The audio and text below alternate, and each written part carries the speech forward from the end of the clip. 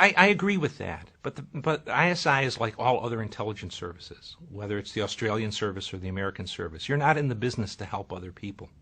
You're in the business of intelligence to protect your own country and support your own government. The idea that ISI is a rogue organization is popular, and even the Pakistanis promote it. But having worked with them for the better part of 20 years, they're a very disciplined, very able intelligence service. As I said, Pakistan doesn't leave the area when we do.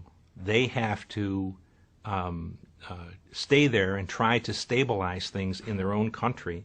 To do that, they believe at least, they have to help reestablish an Islamic country in Afghanistan, an Islamic government.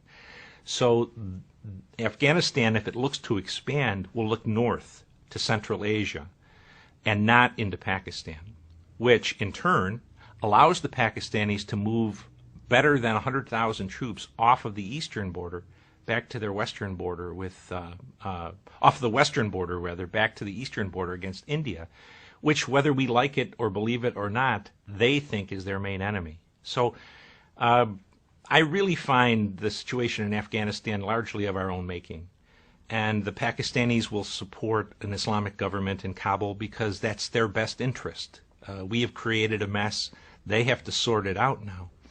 And it's really a disastrous situation for the United States, at least, because the American people, I think, are going to believe bin Laden's dead, we're leaving Afghanistan, the problem is over. But if you look at it objectively, Al-Qaeda is now has 6 different operational platforms, where at 2001 it only had 1.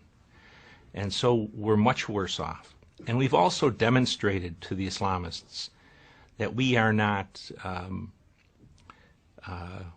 it's an old-fashioned word, but we're not manly. But the enemy loses hundreds a week, and we, a country, a superpower of 300 million people, cannot tolerate the loss of 160 people a year. It's a bad example to set for an enemy who is willing to expend enormous numbers of lives.